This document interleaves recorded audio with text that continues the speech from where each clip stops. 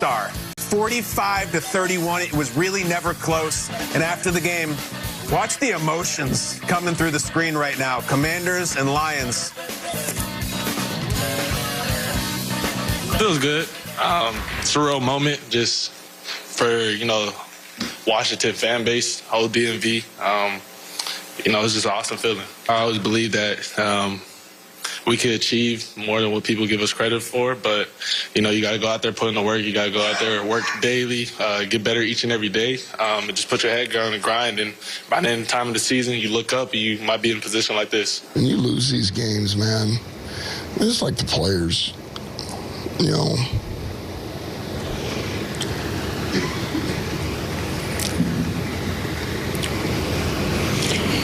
what they put into it. A lot of people don't know, what they go through. You have to get up. Bodies beat the and, mentally stay locked in and do those things. It's my fault.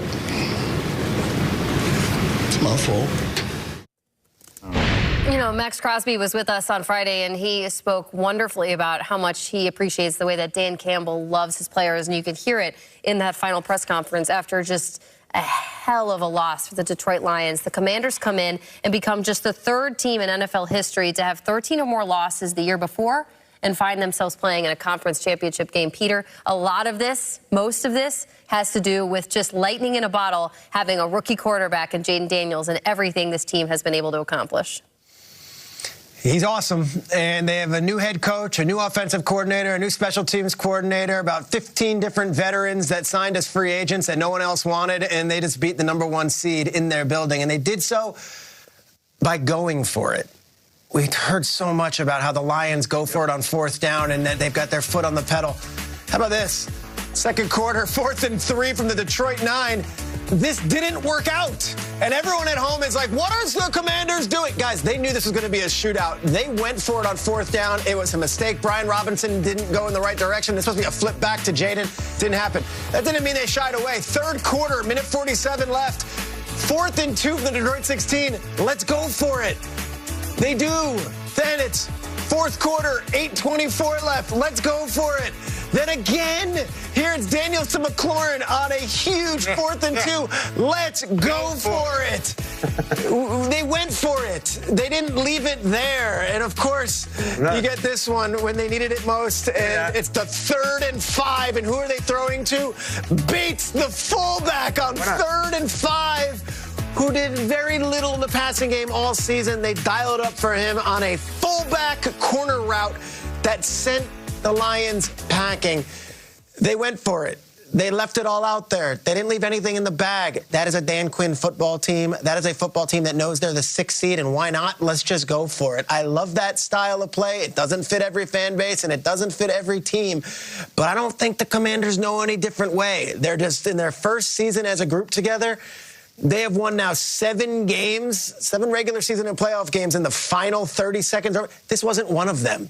This was one that they had in hand with minutes left to go, and they send the mighty Lions packing, who, by the way, had a bit of bravado this season. They talked a lot. Yeah, sure. Kirby Joseph talks a lot. Dan Campbell brought in Kevin O'Connell and said, we'll see you in 2 weeks. Well, neither one of those guys are playing in the NFC Championship game. People were watching around the league. Some of that bravado wasn't as well received as it was last year when they were America's darling team. Yeah, this whole thing, Peter, when I look at, the Commanders and I look at this game, it was the game that got me the most excited. And I think a lot of that is because of the story behind the Commanders that we just talked about. But also, too, when you look at what they did during the regular season, they had the 4 wins. They came from behind. In the playoffs, they started off come from behind. Like, this has been a story about a team, to me, that all season long is their ability to respond. And I take you to the second quarter because there was a series of plays that showed you exactly, like, you look at this screenplay right here. This is coming off of, Laporta scoring that one-handed touchdown to put the Lions up 14-10. And then they respond with this play and a screen play to McLaurin. And then come back around. What do the Lions do? They shoot it down there, and oh no, here we go. Here comes another big interception right here by Quan Martin. He intercepts that high throw over the zone play, and they come in and score. But again, the Lions, they come back, and it was the Commanders' ability to keep responding to the highest scoring team in the NFL, which is the Detroit Lions, and the speed that they had, and they weren't scared at all. Jayden Daniels go, okay, cool, I got something for that too. And this is, again, all in the second quarter. It was this back and forth, back and forth. He drops this dime down to Diami Brown, and you're saying to yourself, what I'm witnessing is that this is like Rocky Balboa going up against Ivan Drago and just keeps taking a hit and keeps punching back, and that's what they did. And I love this about this team. But it's not lost on me when I talk about this team and we talk about Jayden Daniels. Jayden Daniels is very open about his faith. And I can't help but to make the parallel. You know, in the book of Daniel, of course, Daniel gets thrown into the lion's den, and no one believes that he can make it out, and he makes it out. And then here comes Jayden Daniels going into the Detroit Lions den, and he finds himself out of there. He gets himself out, and it's all on this rookie quarterback. There are not a lot of rookie quarterbacks. You can go back in the history, and Peter, you can help me out with this one. There are not a lot of rookies that have done this, and you put it on their back. I mean, this is a team that had nothing. He walks in, and he's doing it on his back. I'm super excited about this one, and I'm not trying to get political. I know it's the inauguration today and all of that stuff, but when I look at Jayden Daniels going from the number 2 pick now, I believe that he could get and take the Commanders to be the number 2 team in the championship between them. So I'm going to go ahead and I'm going to call it Commanders in Chief. That's exactly how I see this going, because I am all in on the Washington Commanders going all the way to the Super Bowl based off of what I saw in that second quarter. All right, it's in. Monday, 9 a.m. Akbar locked in. Akbar, we got a whole week to talk about this game. It's over. He's going to Philadelphia. Listen, I feel you, too. I feel the excitement about Jayden Daniels as much as anybody else. You know, I was thinking about Campbell, though, and we just played this clip of he loses, and he's so emotional, and he's crying. I'm thinking of Johnny Sack's daughter's wedding. Sopranos. And Johnny Sack starts crying at the wedding, and then they go to Phil Leotardo afterwards, and he says, I'll tell you one thing, I'm not afraid to say it. My estimation of John Sacramone as a man just plummeted. And then Tony says, whoa. Because he's crying. Yeah, he's crying, yeah. When it comes to daughters, all bets are off. I feel like Tony watching Dan Campbell, and I know Peter pointed out that the Lions were pretty arrogant this year, and they finally got what's coming to them. I'm a big pile of mush looking at Dan Campbell cry. I loved this team. I loved as hard as they fought. The injuries over and over and over on defense, and their goal was just to try to outscore everybody. They couldn't do it. But if you are a former NFL player, or you played in college, or you played in high school, I bet you have been in a room, in a locker room, maybe taking a knee at the end of the season, and your coach is up there crying to you about thanking you about what you did to your bodies and the time you put in. That just hit me all in the feels, and this might be it for the Lions. You know, last year they lose to the Niners, and Campbell says immediately afterwards, he says, you know, I told the guys, like, this might be our one shot. You don't make it back here. They didn't make it back to the title game. And now they're probably going to lose both coordinators, at least one of them. This is going to be a whole brand new Lions thing. There's some Jared Goff conversations to be had. He played a really, really bad game, the biggest game of the year. And I'm a pile of mush for Dan Campbell. I like him, and I'm Tony sticking up for Johnny Sack. On the Commanders front, the Jayden Daniels thing is not only incredible, I want to really take a moment to illustrate how unprecedented it is. He's won 2 playoff games as a rookie. They're both on the road. And I want to put it in context because there is a formula by which rookie quarterbacks win in the playoffs. It is well established for years. You have a lights-out defense, and the quarterback makes a couple plays, and he stays the hell out of their way. Just don't mess this up. That's not what they're doing at all, and I have proof. Look at the list of rookie quarterbacks who have started a title game, which Jayden will do next week. Look at their defense and where they ranked that year. Brock Purdy first, Sanchez third, Flacco third, Roethlisberger first, King third. Jayden Daniels 18th. Great stat. He has by far the weakest defense ever of a rookie quarterback to win in playoff games and start the title. It's not even close. He is not Mark Sanchez in this thing. He is not even Roethlisberger in this thing. He's leading the defense. Dare say he's carrying the defense. It's never been done. It is by far the most impressive. A defensive coordinator like Aaron Glenn, I'm not sure if that's going to be the biggest fallout from this loss, that they didn't win while they had those two coordinators on staff. Yeah. And last but not least, a positive. I don't know if there is a better offensive skill position player this side of Saquon Barkley than Jahmyr Gibbs. Yeah. That freaking guy is awesome. I think he averaged 15 yards per carry, unstoppable all season long, unstoppable in the playoffs. Jahmyr Gibbs was outstanding this season, and if there's an underrated player in the NFL, it might be number 26 from the Detroit Lions. It is a pleasure to watch him. If I have any sadness about the Lions season being over, it's not about the tears from Dan Campbell or what could have been for those fans who have waited since the curse of Bobby Lane in 1957. It's that we don't get more Jahmyr Gibbs, who was outstanding all season long.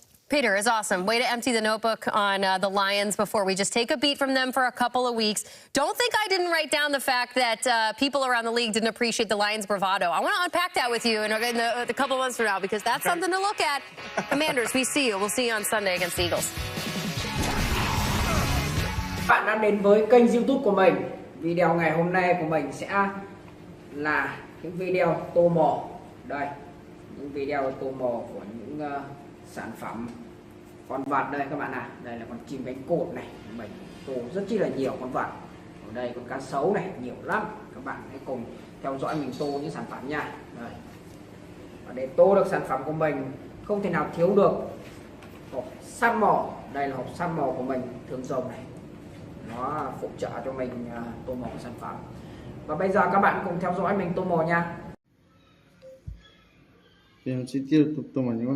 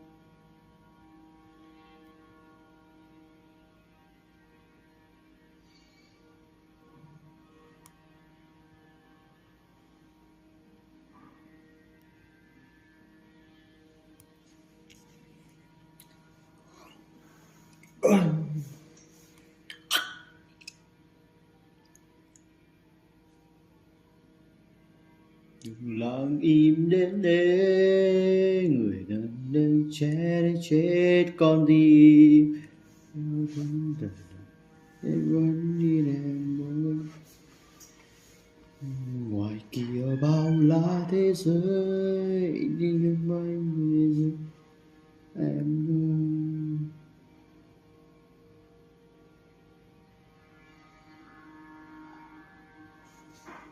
Anh chỉ biết từ xa đi tất cả.